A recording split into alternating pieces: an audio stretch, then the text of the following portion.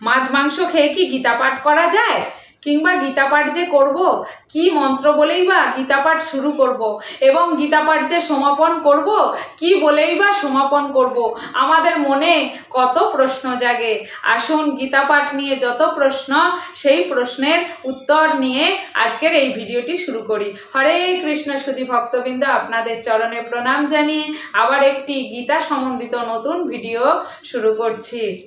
গীতা আমাদেরকে সকলকেই প্রতিনিয়ত পড়া উচিত, কারণ গীতায় আছে শান্তি, গীতায় আছে কৃষ্ণ প্রেম ভক্তি, এবং এই গীতাই আমাদের মুক্তির একমাত্র উপায়। গীতা ভগবানের মুখ নিঃসৃত বাণী, যা অর্জুন সমস্ত সংসারে কলিবদ্ধ জীবকে এই জ্ঞান ভগবান দিয়ে গেছেন। কি করে এই কলি জীবের মানুষের খুব সহজেই উদ্ধার হয়, সাংসারিক কর্ম করার সঙ্গে সঙ্গে ধর্মকেও কিভাবে সুন্দর করে করা যায়, সেই উপদেশই ভগবান গীতাতে দিয়ে গেছেন। তাই আমাদের প্রত্যেকের গীতা পড়া অবশ্য কর্তব্য। কিন্তু এখন প্রশ্ন হচ্ছে, আমরা যে গীতা পড়ব, সেই গীতা পড়ার নিয়ম কি? দেখুন, গীতা পড়ার নিয়ম অনেক আছে। প্রথম, গীতার মঙ্গলাচরণ করতে হয়। ওম পার্থায় প্রতিবোধিতাং ভগবতে নারায়ণেন স্বয়ং ব্যাসেন গ্রথিতাং পুরাণ মুনিনা মধ্যে মহাভারতে, এই রকম অনেকগুলো শ্লোক আছে। বসুদেব সুতং দেবং কংস চানুর মর্দনম দেবকী পরমানন্দং কৃষ্ণং বন্দে জগদ্গুরু মুখং করতি বাচালং পঙ্গুলং লঙ্ঘয়তে গিরিম যৎকৃপাতমহং বন্দে পরমানন্দ মাধবম। এরকম অনেক শ্লোকে মঙ্গলাচরণ আছে। কিন্তু অনেক মানুষের কথা হচ্ছে যে আমরা তো সংস্কৃত শ্লোক পড়তে পারি না, আমরা মঙ্গলাচরণ করব কি করে? তার জন্য আমার শ্রী চৈতন্য মহাপ্রভু খুব সহজ পন্থা দিয়ে গেছেন এই কলিযুগের মানুষকে। হরে কৃষ্ণ কৃষ্ণ কৃষ্ণ হরে হরে, হরে রাম রাম রাম হরে হরে, এই বলে গীতা গ্রন্থকে প্রণাম করে গীতা পাঠ শুরু করবেন। যদি সংস্কৃত শ্লোক পড়তে পারেন তাহলে পড়বেন, না হলে কোনো অসুবিধে নেই। তার নিচে যে বাংলা অনুবাদ আছে, এই বাংলা অনুবাদ আপনি অবশ্যই পড়তে পারেন। পড়ার পর এক অধ্যায় করে পড়তে পারলে খুব ভালো, না হলে একটি করে শ্লোক প্রতিনিয়ত আমাদের পাঠ করা উচিত। কারণ যেই বাড়িতে গীতা পাঠ হয় সেখানে সমস্ত দেবদেবীর বাস হয়, ভগবান অত্যন্ত প্রীত হয় গীতা পাঠে, এবং গীতা পাঠ যে বাড়িতে হয় সে বাড়িতে গঙ্গা যমুনা সরস্বতী নর্মদা আদি সমস্ত পবিত্র তীর্থের বাস হয়, পিতৃপুরুষদের মুক্তি লাভ হয়। তাই গীতা পাঠ প্রত্যেকের করা অবশ্য কর্তব্য। এবার কথা হচ্ছে, গীতা পাঠ যে সমাপন করব তার কি কোনো মন্ত্র আছে, কিংবা গীতা মাহাত্ম্য কি দৈনন্দিন পাঠ করতে হবে? দেখুন, গীতা মাহাত্ম্য অনেক বড়। গীতা মাহাত্ম্য পাঠ করতে গেলে অনেক সময় লাগবে, কিন্তু এটাও বাস্তব, গীতা পড়লে গীতা মাহাত্ম্য পাঠ করতে হয়। তাহলে সহজে আমরা তো খুব তাড়াতাড়ি, সময় আমাদের ভগবানের জন্য বেশি থাকে না, সীমিত সময়, তাহলে কি করে আমরা গীতা পাঠ করব, কি করে গীতা মাহাত্ম্য পাঠ করব? কোনো চিন্তা নাই, গীতা মাহাত্ম্য পুরো পড়তে হবে না। কয়েকটি গীতার গোপন নাম আছে: গঙ্গা, গীতা, সাবিত্রী, সীতা, সত্যা, পতিব্রতা, ব্রহ্মবলী, ব্রহ্মবিদ্যা, ত্রিসন্ধ্যা, মুক্তিগেহিনী, অর্ধমাত্রা, চিদানন্দা, ভবাগ্নি, ভ্রান্তিনাশিনী, বেদত্রয়ী, পরানন্দা, তথার্থ জ্ঞানমঞ্জরী। এই কয়টি নাম বলে গীতা দেবীকে প্রণাম করে গীতার বিশ্রাম দেবেন। আচ্ছা, গীতা পড়ার নিয়ম জানলাম, কিন্তু বলুন তো, কিন্তু এবার প্রশ্ন হচ্ছে, মাছ মাংস খেয়ে কি গীতা পাঠ করতে পারি আমরা? হ্যাঁ, অবশ্যই পারেন।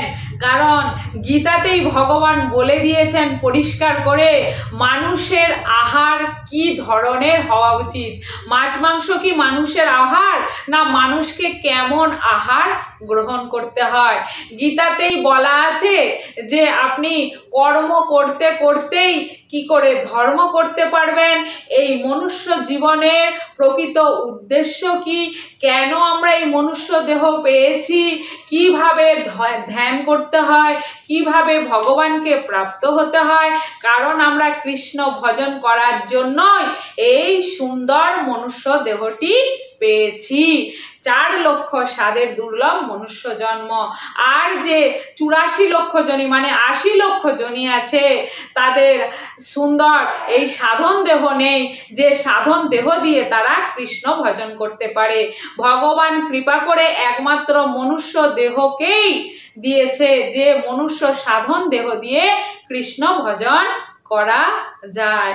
গীতা পড়লেই আমরা জানতে পারি, চাहे যাই হয়ে যাক না কেন, আমাদের ধর্মকে সর্বত অবস্থায় রক্ষা করার দরকার।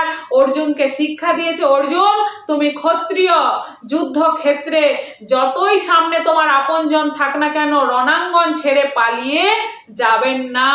যুদ্ধক্ষেত্রে যুদ্ধ করাটাই ক্ষত্রিয়ের ধর্ম। ঠিক তেমনি আমরা হিন্দু সনাতন ধর্মে জন্মগ্রহণ করেছি। সনাতন ধর্মের ভগবান কৃষ্ণচন্দ্র, সনাতন ধর্মের ধর্মগ্রন্থ ভগবদ গীতা। কিন্তু আমরা যদি সেই সনাতন ধর্ম ছেড়ে অন্য ধর্মে গিয়ে যোগ দিই, তাহলে আমাদের শাস্তি হবে ভয়ঙ্কর করছে। তাই বলি, মাছ মাংস খান আর যাই করুন, গীতা পড়ুন। গীতা পড়লেই তো জানতে পারবেন যে প্রাণী হত্যা করলে আমার কি কি শাস্তি হতে পারে, কেন প্রাণী হত্যা করব। প্রাণী হত্যা মহাপাপ। ঠিক ভুল সমস্ত কিছুর উত্তরই এই গীতাতে পাবেন। কোনটা করা উচিত, কোনটা করা উচিত না, সমস্ত প্রশ্নের উত্তরই ভগবদ গীতার মধ্যে আছে। পৃথিবীর সমস্ত প্রশ্নের উত্তর যে গ্রন্থ দিতে পারে সেই হলো শ্রীমদ্ ভগবদ গীতা। আমার কথা না, মহাত্মা গান্ধীর কথা। তাই বন্ধুগণ, আসুন আজ থেকে আমরা সকলে মিলে প্রতিজ্ঞা করি যে প্রত্যেক দিন অন্তত 1 অধ্যায় না করে হলেও একটি করে গীতা শ্লোক আমরা প্রত্যেক দিন যে কোনো সময় যে কোনো মুহূর্তে আমরা অবশ্যই পাঠ করব। যদি প্রতিনিয়ত গীতা পাঠ করা যায়, ভগবান অত্যন্ত প্রীত হবেন এবং আমাদের হৃদয়ে দুর্লভ কৃষ্ণ প্রেম ভক্তি দিয়ে দেবে। তাই আসুন আমরা সবাই মিলে ভগবদ গীতা পাঠ করব। আমরা ধর্মগ্রন্থ হিসেবে ভগবদ গীতা পেয়েছি, আর কি জীবনে চাই? কিছু নাই করতে পারি, ভগবদ গীতা আমরা অবশ্যই পাঠ করতে পারি। আর ভগবদ গীতার মাহাত্ম্য তো অপার, কি করে এইটুকু ভিডিওর মধ্যে বর্ণন করব। আপনি রাস্তাঘাটে বেরোচ্ছেন, চরম থেকে চরমতম আপনার বিপদ টলে যাবে যদি বুক পকেটে একটা ভগবদ গীতা থাকে। আপনার যদি মরার খাটে, যদি যেটাই আপনি প্রাণত্যাগ করেছেন সেই খাটে যখন আপনাকে বাঁধা হবে যদি একটা ছোট হয়, তাহলে আপনার আর পুনর্জন্ম হবে না, নরক যন্ত্রণা ভোগ করতে হবে না। তাই বন্ধুগণ, গীতাকে জীবনে আপন করুন, তার দুর্লভ মনুষ্য জন্ম সার্থক করুন। আজকের ভিডিওটা ঠিক এই পর্যন্তই, আবার দেখা হচ্ছে ঠিক পরের ভিডিওতে। ততক্ষণ পর্যন্ত আপনারা ভালো থাকুন, সুস্থ থাকুন।